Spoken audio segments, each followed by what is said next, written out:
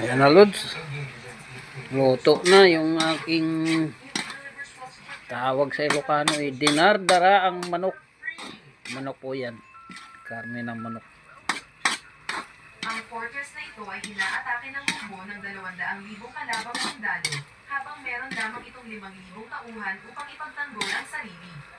Gayunpaman, ang maliit na hukbo ay gagawa ng isang hindi mapaniwalang bagay sa harap ng imposibleng laban. Ang emperador ng Tanggay na si Taizong ay tinutukoy Ayan na siya mga idol ko. Sarap. Kasama ang 200,000 katao.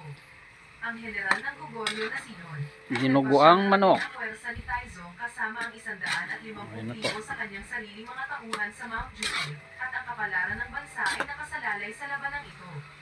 Kabilang sa mga nangunguna sa pagsugod mula sa pwersa ni Yon ay isang sundalo na nagngangalang Samo. Luto siya sa mantika niya Lods. Samantala, isang babae Tayo na na natin yung apoy. fortune teller na kayang makipag-usap Ayan na. sa mga Diyos ang